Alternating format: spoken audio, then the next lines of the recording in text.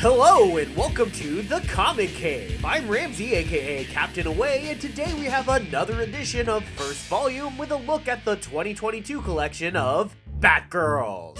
Here's some violins.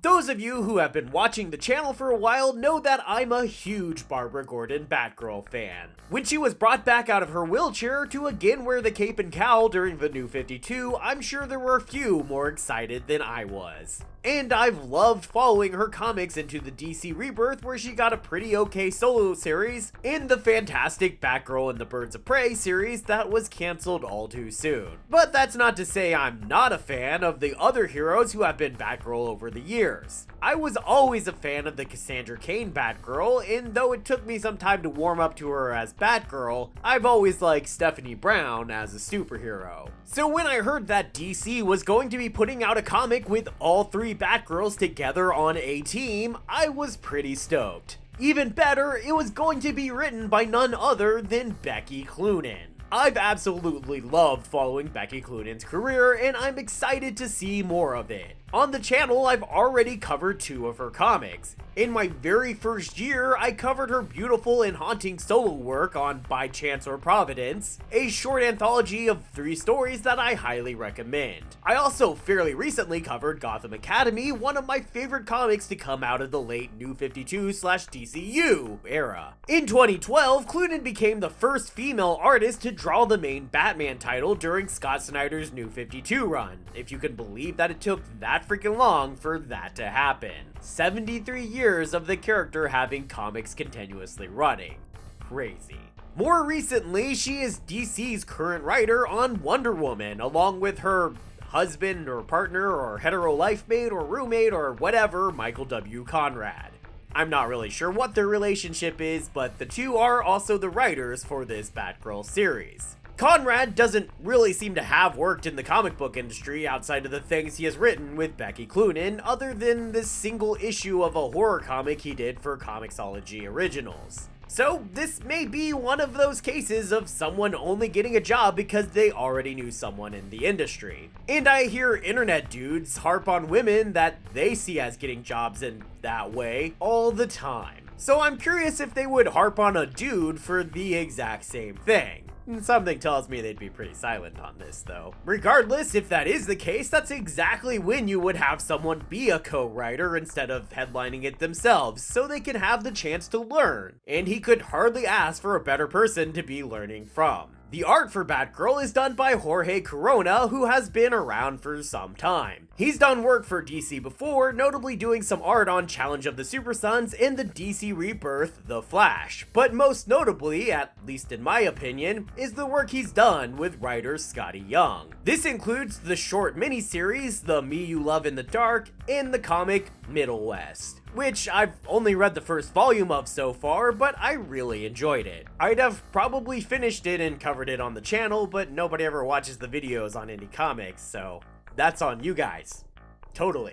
Unless it's Ghostbusters. You guys freaking love Ghostbusters. I wish I could cover more Ghostbusters comics. Coloring on the comic was done by Sarah Stern, creator of the webcomic Cinder Song and colorist on some Boom Studios comics like Power Rangers Pink and Goldie Vance. Ivan Placencia joins her on colors, though his other credits mostly seem to include comic book covers, and rounding out the team is Becca Carey on letters, who worked on a number of series including indie comics like Radiant Pink and doing lettering for Wonder Woman with Cloonan and Conrad. But enough about the creators. What's the comic actually like, you scream? Well, I can't hear you, so stop yelling at your phones and laptops and computer monitors. It's weird, and frankly, I'm getting worried about you. The comic begins as a backup feature during the Fear State arc in Batman. James Tynion IV had already introduced the Batgirls as a team earlier in his run on the series. During that arc, a man named Simon Saint, head of Saint Industries, would sell the city on the concept of the Magistrate, a RoboCop-style dystopian police state program originally introduced in the alternate future of Future State. Not to be confused with this arc called Fear State.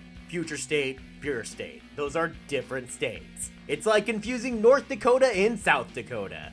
Entirely different. even if they're both north of me. Anyway, the magistrate wanted to punish anyone wearing a mask, with no distinguishing between good guy and bad guy. To make matters worse, a fake oracle appeared at the same time, spreading disinformation all around Gotham. In this comic, the new oracle, which will take to calling herself Seer, directly taunts Babs, the original oracle, apparently knowing who she is. And she tips off the magistrate about the Batgirls being holed up in the clock tower, the old Birds of Prey nest, and so the magistrate just straight up blows it up. Following the typical tactics of the magistrate, they'll also blame the Batgirls for blowing up the historical landmark rather than admitting their own involvement. And this is despite a reporter who was there and saw the magistrate blow up the building. Apparently, nobody chooses to believe her, but I mention her because this character, Grace O'Halloran, will be a recurring character throughout this series for some reason that I don't really understand.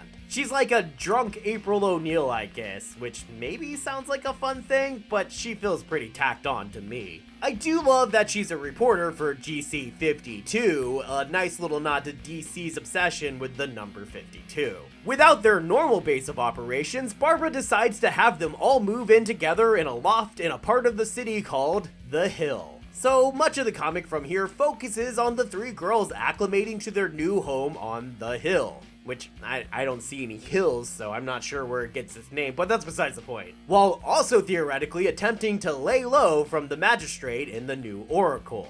The comic seems to focus primarily on Stephanie Brown, who has always been a bit of a spaz, and that's certainly true here, giving the comic a pretty spastic feel to it in general. There's a serial killer on the loose in The Hill that the Batgirls aren't investigating because, again, supposedly they're laying low, but that doesn't stop Stephanie from going all rear window on her neighbors. Cass then gets drawn into the idea of one of their neighbors being a killer when they spot what they think is one of them tossing a body in a dumpster. But when they go to investigate, that only gets them in trouble with some magistrate goons calling themselves the Saints. These are a special group of modified peacekeepers, or robocops, who are continuing to try and push the magistrate agenda, despite their leaders, Simon Saint, apparently being dead at this point. I'm not sure when he died, I haven't actually seen the comic where it happened, so I'm kind of personally doubtful that he's really dead.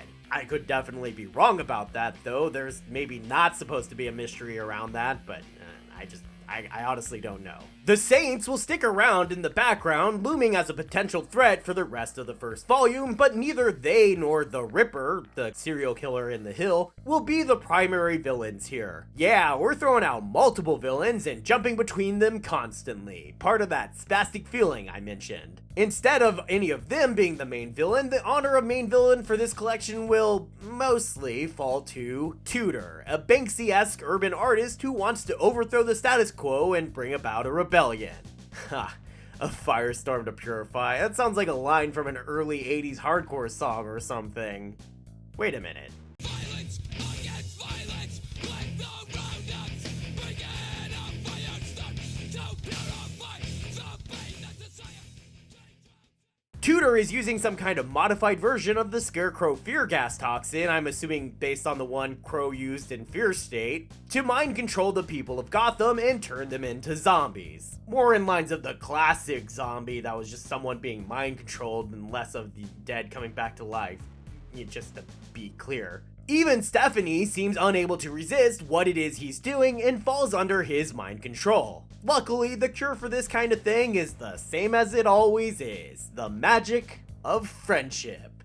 Cue the rainbows.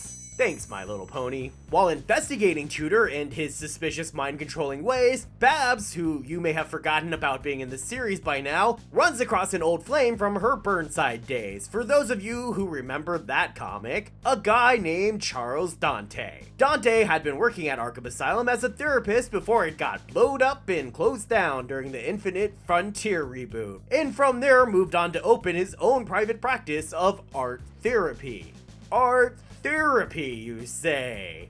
Worked at Arkham, you say? Has some personal relationship to one of our main characters, you say? I'm sure he has absolutely nothing to do with the art-themed crazy guy attempting to mind control Gotham. I'm sure that's all just coincidence. Only, of course it's not, and of course he does. Because, of course he does. It'll quickly turn out by the time that we're only like halfway through the story that he too fancies himself a supervillain, calling himself Spellbinder.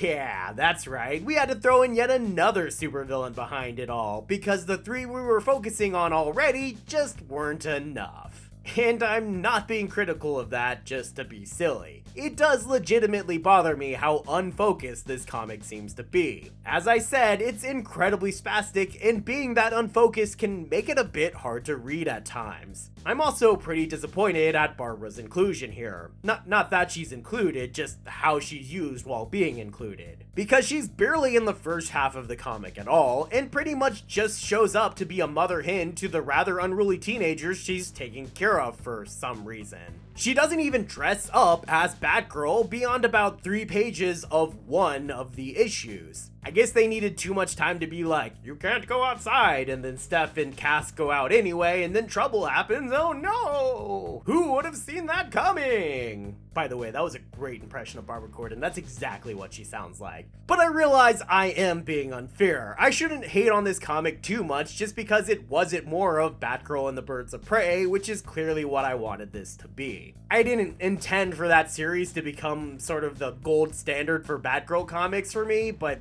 it is the series that got me back into comic books, so I guess I kinda can't help that. Because there are certainly good things about this comic. The chemistry between our 3 Batgirls is great when they're actually all there and all interacting. They actually feel like people that know each other and get along pretty well. Steph and Cass make a great pair, practically the straight man and comedian of a buddy cop film, which really allows both of them to kind of play up what is great about their individual characters. And the humor of the series is honestly pretty great. I love everything about the scene where Babs tries to give her new proteges some new transportation, which in this case was a couple of mopeds. I love the idea of bat mopeds. I love the sad trombone sound effect. And I love that instead of using the mopeds, they steal a car from some hoodlums. I mean, I don't love that they steal, don't do that, that's obviously wrong. I'm just saying, the car is pretty great.